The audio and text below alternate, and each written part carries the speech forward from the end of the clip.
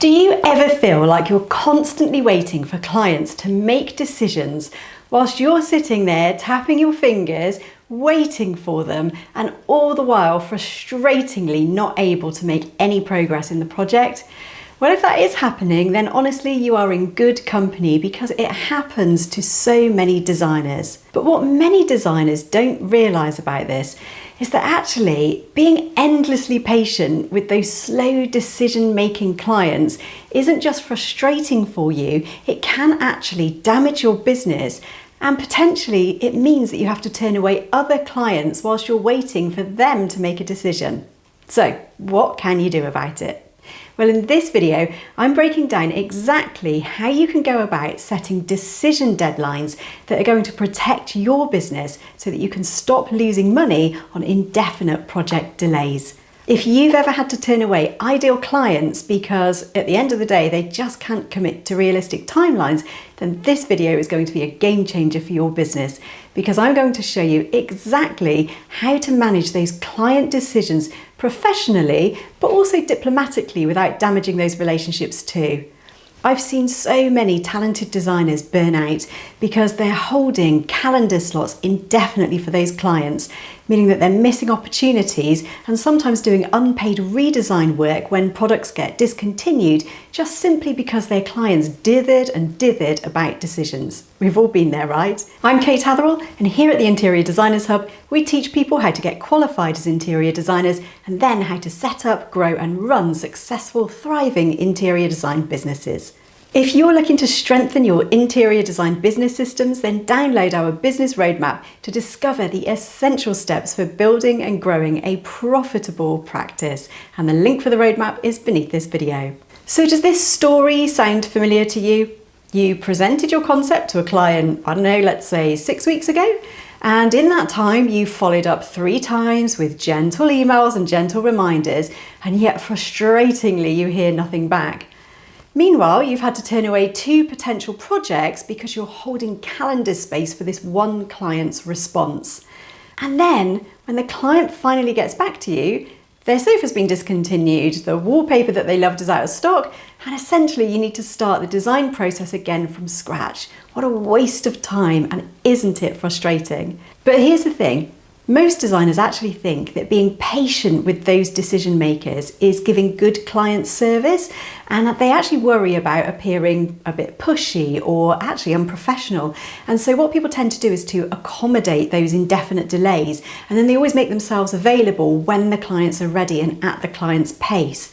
Now, this reluctance is completely understandable, but it often comes from not understanding what the real business impact is to allowing your client to basically walk all over you like this.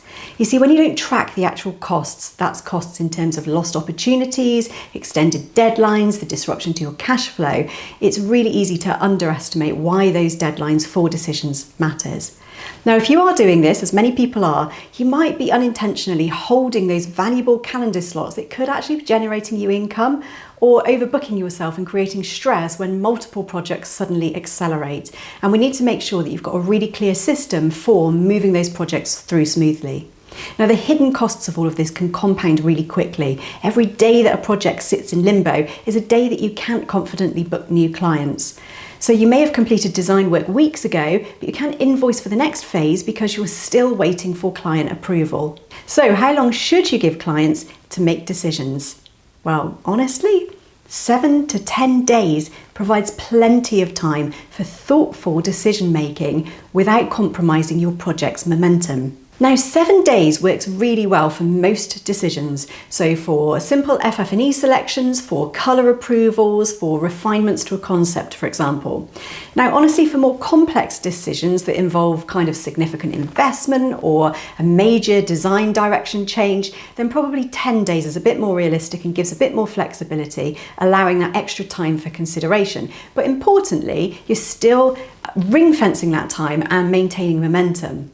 Now, these time frames kind of strike the right balance. They're long enough for the client to avoid feeling pressured, but they're also short enough to keep projects moving efficiently.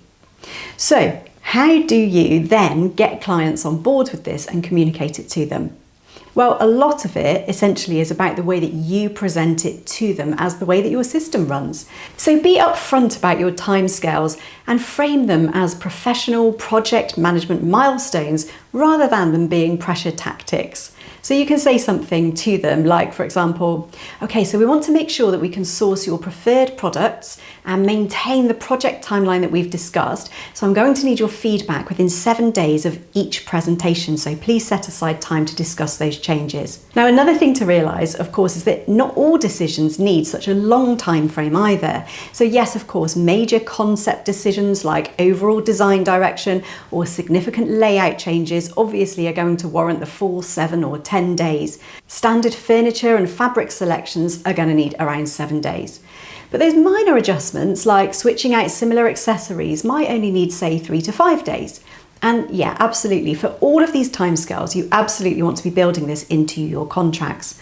So you want to include language like client feedback and decisions are required within 7 working days of presentation to maintain project momentum, to ensure product availability and to minimise redesign fees.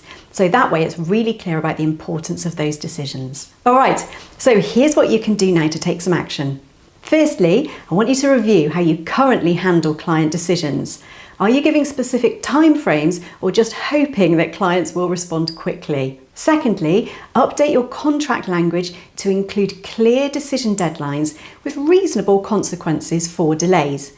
So something along the lines of, projects requiring decisions beyond the specified timeframe may incur scheduling delays and additional design work from discontinued products will be charged at my hourly rate. Thirdly, start framing your decision deadlines as professional project management when you're talking to clients. So help them to understand how this benefits not just you, but their final outcome too. And then finally, practice making stronger recommendations rather than overwhelming clients with endless choices. Sometimes that paralysis comes and the decision delays are because they just can't decide. Don't forget that your expertise is what they're paying for. So instead of saying to them, well, what do you think? Say to them, well, based on your lifestyle, I recommend option B because it offers the durability you need whilst maintaining our aesthetic.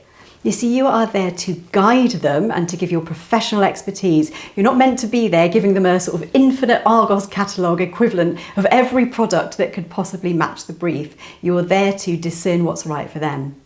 Now remember, one of the most effective ways to reduce decision time is to minimise that decision fatigue, and you can do that through thoughtful curation. So I always honestly recommend sharing just one design only and then adjusting anything that the client doesn't like within your revisions agreement. But if you do have to give choices, then make sure that you're only presenting a maximum of 2 carefully selected choices, either of which could work brilliantly, rather than giving them, say, 10 different options, because that's just going to create overwhelm. All right, if you want to dive deeper into building a stronger business and strong business systems for your interior design practice, then grab our free business roadmap. It covers all of the essential steps to building and growing a business, including client management, project systems, and of course, setting professional boundaries. And you'll find a link to that below. Don't forget to subscribe if this was helpful. I share practical tips for interior designers every week, helping you to build a professional practice with proper systems and professional boundaries. I'll see you next time.